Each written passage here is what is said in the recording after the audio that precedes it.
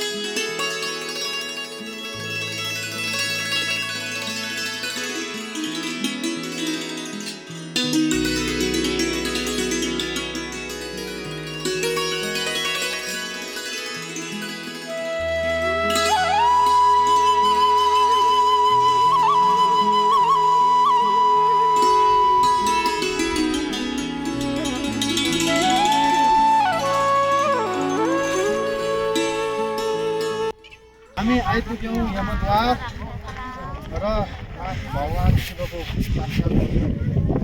यमद्वार। हामी यमद्वारको भगवान कैलाशनाथको परिक्रमाको लागि जाँदैछौँ। हर हर महादेव।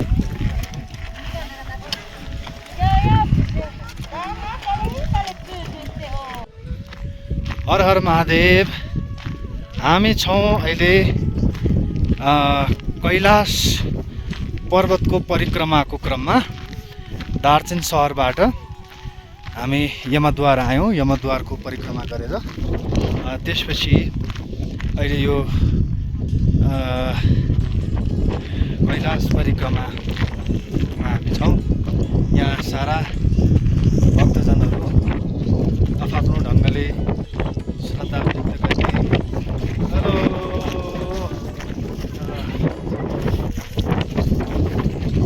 सबैजना यसरी परिक्रमा गर्ने क्रममा छौँ। सबको जय होस्।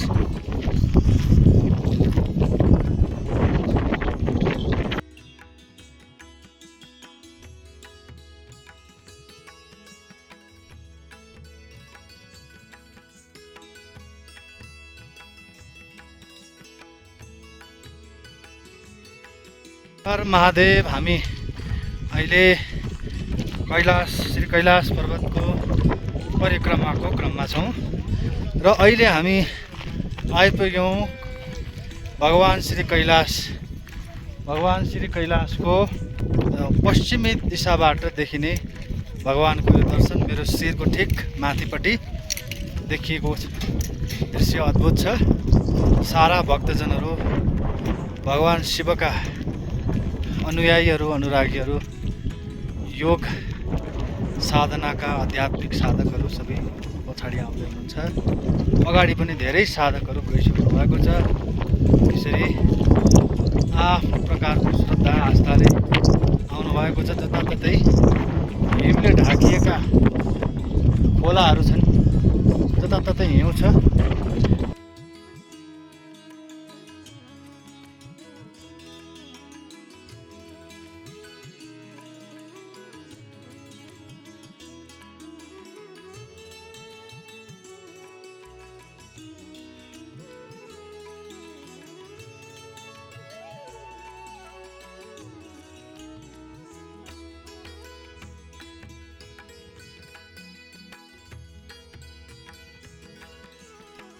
हर हर हर हर महादेव शम्भो।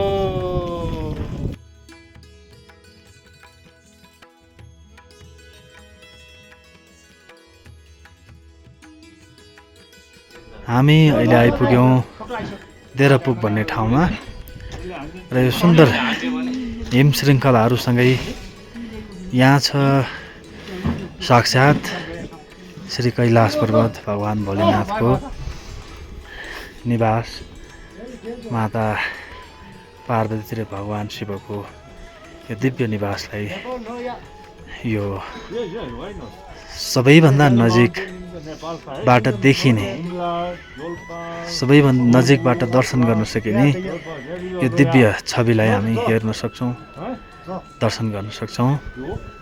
भगवान भोलेनाथ की जय।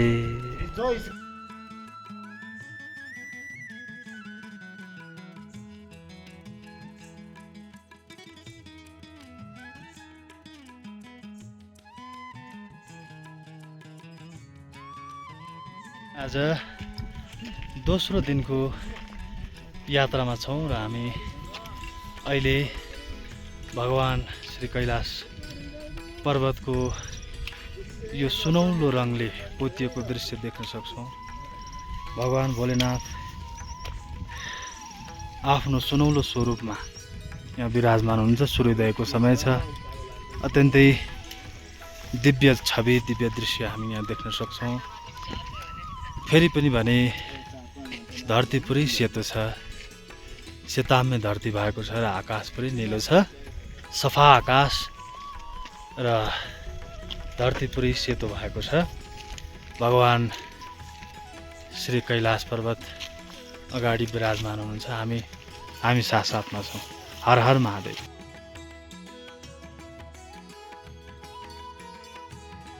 चारैतिर हिम श्रृङ्खलाहरू सेताम्य छन् र भगवान भोलेनाथ हाम्रो ठिक अगाडि हुनुहुन्छ। भगवान भोलेनाथ सँगसँगै हामी पनि पाइला चाल्दैछौँ र आफ्नो श्रद्धा अनुसार आफ्नो भक्ति, आफ्नो निष्ठा, आफ्नो भगवानप्रतिको समर्पण, अगाध श्रद्धाले यहाँका श्रद्धालुहरू हर प्रकारले आफ्नो श्रद्धा व्यक्त गर्छन्। करिब लामो 25 दिन, 35 दिन, 45 दिनसम्म लगाएर यो परिक्रमा यसै गरी यी भक्तालुहरू, यी श्रद्धालुहरू यसरी नै परिक्रमा गर्ने गर्छन्। कठिन, अत्यन्तै निष्ठा, अत्यन्तै श्रद्धा, यो भगवान प्रतिको प्रगाढ श्रद्धाले मात्रै, अटुट भरोसा विश्वासले मात्रै यो तपस्या जन्मिन्छ जीवनमा। र यस्तो दृश्य हामी देख्न सक्छौँ चारैतिर।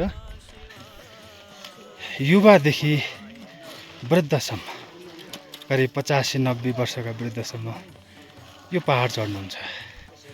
हामी छौँ यहाँ सँगसँगै र सँगसँगै हामी छौँ।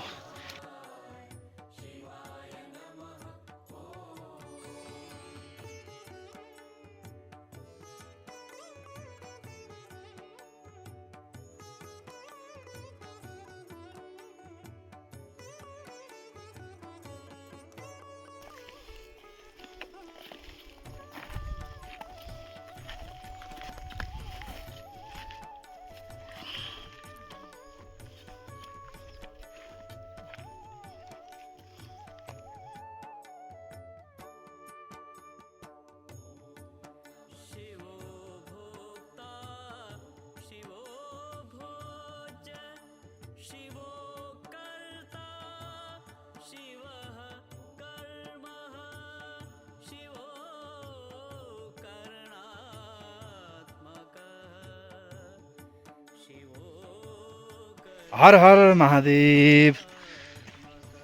अहिले बिहानको चाइनाको समय 7:30 बजेको छ। हामी निरन्तर भगवान श्री कैलाश पर्वतको भगवानको दिव्य धामको परिक्रमा निरन्तर गरिरहेका छौँ र यो बिहानको समय हो।